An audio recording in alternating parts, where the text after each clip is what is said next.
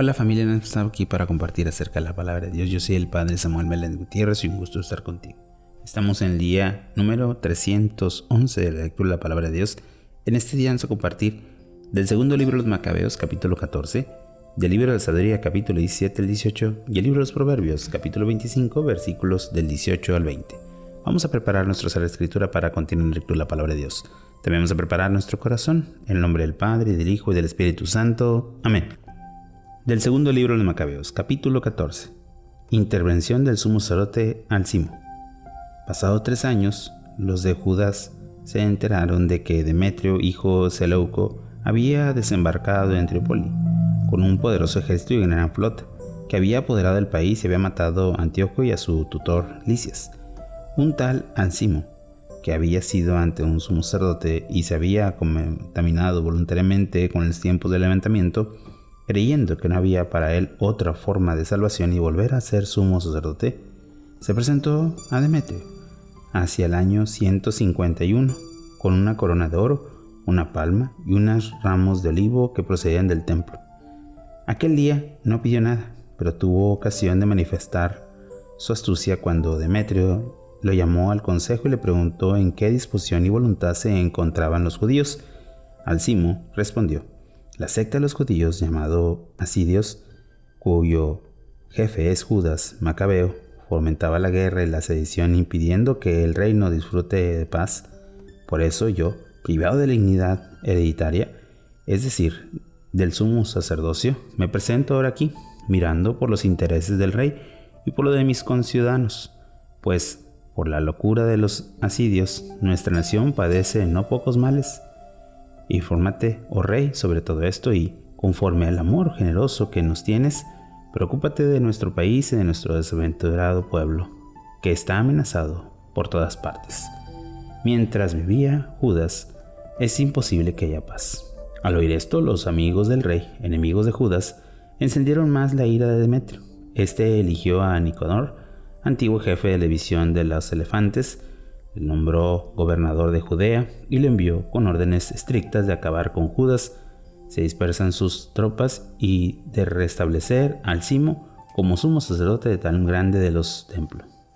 Los paganos que habían huido de Judea por temor a Judas se unieron en masa a Nicanor, pensando que la aventura de los judíos sería su propia fortuna. Nicanor se hace amigo de Judas. Cuando los judíos se enteraron de la venida de Nicanor y de la invasión de los paganos, echaron polvo sobre sus cabezas e imploraron a aquel que había sostenido siempre a su pueblo y protegido constantemente su heredad con prodigios manifiestos. Se pusieron en marcha a las órdenes de su caudillo y trabaron batalla con ellos junto al pueblo de Deus. Simón, hermano de Judas, atacaba a Nicanor, pero sus tropas sufrieron un ligero fracaso. Desconcertadas por la repentina llegada del enemigo, a pesar de esto, Nicanor conoció el valor de los de Judas al combatir por la patria. Dudó en resolver el conflicto por la sangre y envió a Pisonio, Teodoto y Matatías para negociar la paz. Después de examinar detenidamente las condiciones, el jefe se le comunicó a la tropa y todos estuvieron de acuerdo con el tratado de paz. Se fijó un día para que se reunieran los dos jefes solos. Se adelantó un vehículo de cada lado y se pusieron 2 sillas, una frente a otra. Judas había puesto un sitio estratégico, hombres armados y dispuestos a intervenir en el caso de que los enemigos traman alguna traición, pero la entrevista se desarrolló sin incidencias. Nicanor se quedó en Jerusalén. Actuando correctamente, despidió a las tropas que se le habían unido. Tenía siempre a Judas a su lado, pues la amaba sinceramente. Los aconsejó que se casaran y tuvieran hijos, y Judas se casó y fue feliz y vivió con un ciudadano normal. Reanudación de las hostilidades. Pero Alcimo, al ver la amistad de los dos, se hizo una copia de los pactos concertados y presentó ante Demetrio, acusado a Nicanor de traidor al interés del Estado, pues había nombrado ser suyo a Judas, enemigo del reino. El rey, irritado y excitado por las calumnias de aquel criminal, escribió a Nicanor diciéndole que desaprobaba el trato y que enviaba rápidamente a Judas preso a Antioquía. Cuando Nicanor recibió aquella carta, se disgustó muchísimo, pues no quería anular el acordado, ya que Judas no había hecho nada malo. Pero como no podía desobedecer al rey, buscaba una ocasión favorable para cumplir la orden valiéndose de algún engaño. El macabeo, al ver que Nicanor le demostraba un maltrato más reservado y frío de acostumbrado, comprendió aquella conducta no presagiaba nada bueno, y reunió a muchos de los suyos para ocultarse de Nicanor. Nicanor se dio cuenta de lo que Judas había oído con astucia, subió al templo a la hora en que los sacerdotes ofrecían el sacrificio y les mandó que lo entregaran al macabeo. Al jurar a ellos que no sabía dónde estaba, él extendió la mano hacia el templo y juró así: si no me entregan preso a Judas, arrasaré este templo de Dios, destruiré el altar y levantaré aquí un magnífico templo a Baco. Dicho esto, se fue. Los sacerdotes, con la mano levantada al cielo, suplicaron así a aquel que había combatido siempre a favor de su pueblo: tú, Señor, que todas las cosas que tienes necesitan de nada, has querido establecer tu templo y tu morada entre nosotros. Señor de toda santidad, conserva para siempre incontaminada esta morada tuya que hace poco ha sido purificada. Suicidio de Rasis. Denunciaron ante Nicanor a un senador de Jerusalén llamado Rasis. Era un gran patriota de muy buena fama, llamado en su bondad padre de los judíos. En la época lamentablemente había sido fiel al judaísmo y se había jugado la vida con invencibles constancia. Nicanor quería manifestar su odio contra los judíos, mandó más de 500 soldados a arrestarlos, pues creía que si había arrestado daría un grave golpe a los demás. Cuando los soldados estaban a punto de ocupar la torre y forzar la puerta de entrada con orden presa de incendiar y quemar las puertas, Rasis, acorralado, se echó sobre su espada. Prefirió morir antes que caer en manos de los criminales y sufrió ultrajes indignos de la nobleza. Pero por la precipitación falló el golpe y no se mató. Entonces, como los soldados estaban ya enterados en la casa, se arrastró valorosamente hasta la muralla y se arrojó con bravura encima de los soldados. Al verlo, se retiraron rápidamente y cayó en el espacio vacío. Todavía con vida y lleno de valor, se levantó y, a pesar de la sangre que perdía por todas partes, pasó a través de los soldados y subió a una roca escarpada, y ahí, casi sin sangre, se arrojó a las entrañas. Los tomó con ambas manos y los arrojó sobre los soldados. Así, invocando el nombre del Señor de la vida y el Espíritu para que le disolviera algún día, expiró. Palabra de Dios. Te alabamos, Señor. Hemos escuchado este capítulo 14 sobre aquellas cosas que se están tratando y sobre todo llevando. Es una historia muy interesante que podemos reflexionar cómo es que la inspiración divina nos lleva a conocer los caminos que necesitamos contener y sobre todo llevar. Pidamos al Señor que siempre nos mantenga en ese camino, hacia Él y hacia la felicidad. Meditemos un poco la palabra de Dios.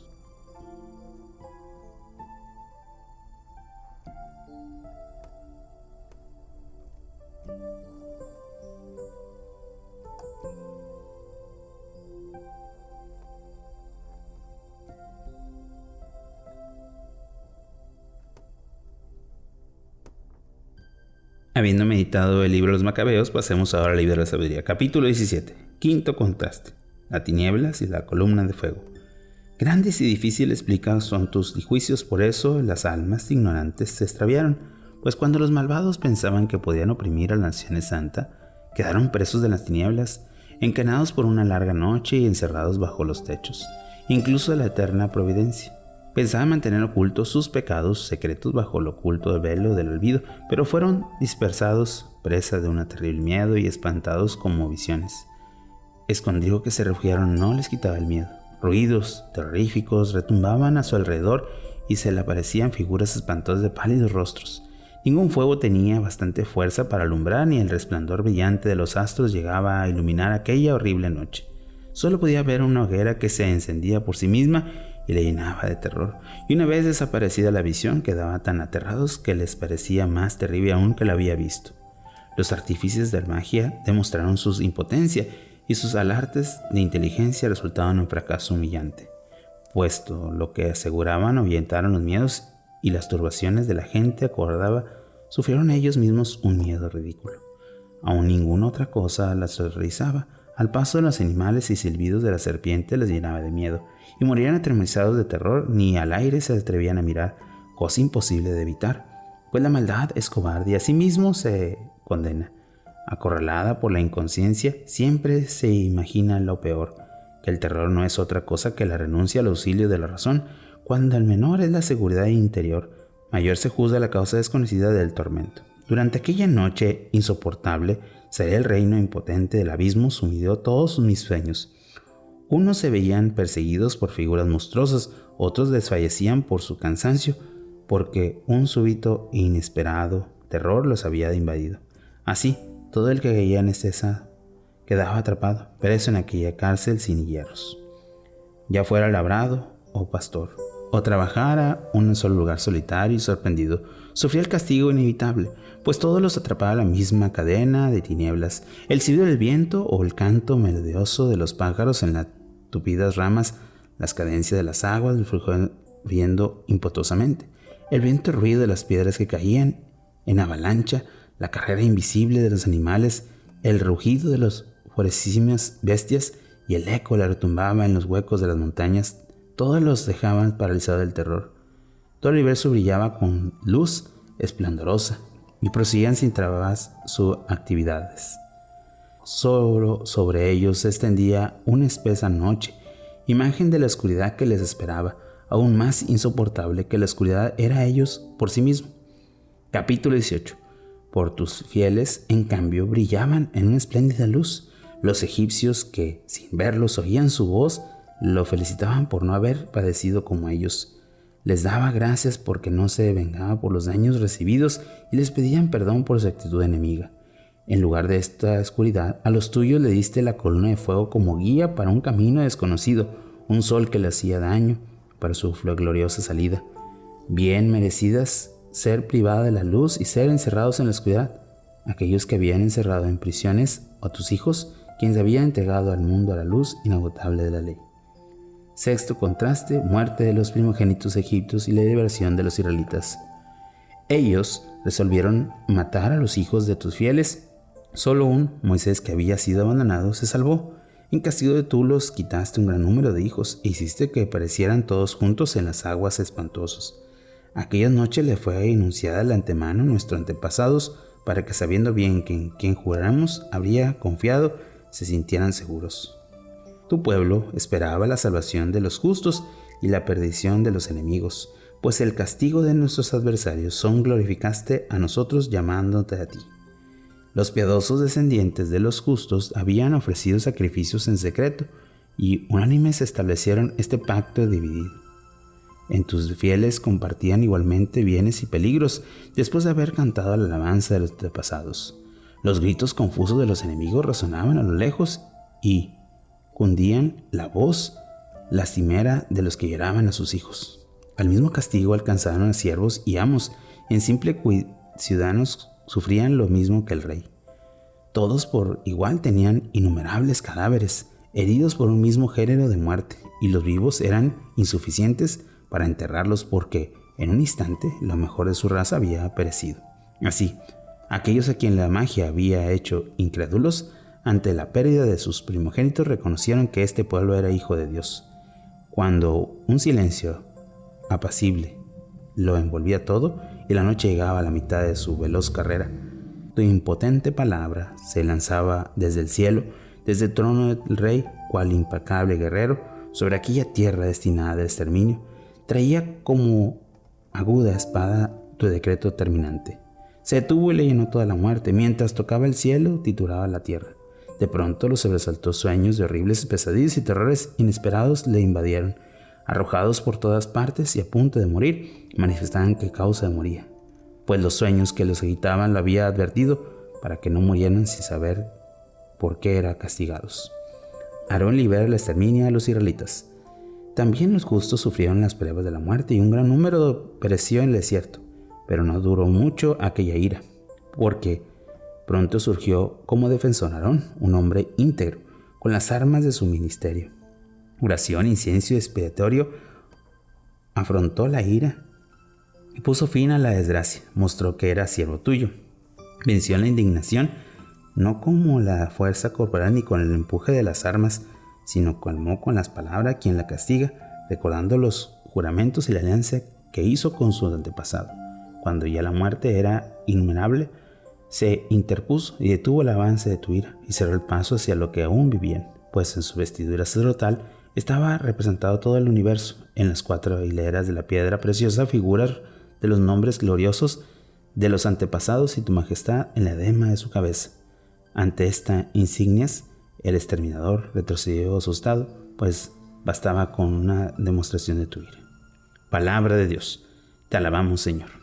Al escuchar el libro de la sabiduría, nos recuerda cómo Dios se hace presente en nuestra vida. Reflexiona y medita. ¿Cómo es que Dios se hace presente en tu vida y en la vida de tu pueblo? Meditemos un poco la palabra de Dios.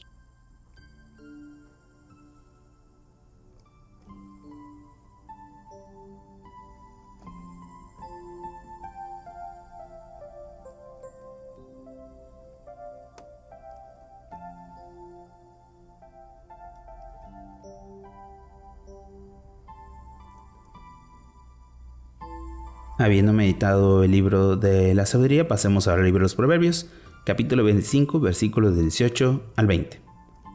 Garrote, espada y saeta aguda es el falso testigo que denuncia. Diente picado y pie que resbala. Confiar en el traidor cuando llega a la desgracia. Echar vinagre en una herida o quitarse el manto en día de frío es como cantar a un corazón afligido. Palabra de Dios. Te alabamos, Señor. Oración final.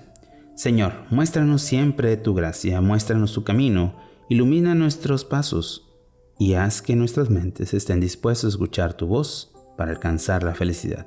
Tú que vives y reinas por los siglos de los siglos. Amén. Bueno, familia, hemos tenido un día más de la palabra, esperando que podamos seguir perseverando y sobre todo viviendo esta gran experiencia. Que tengas un bonito día y una fantástica semana. Bendiciones.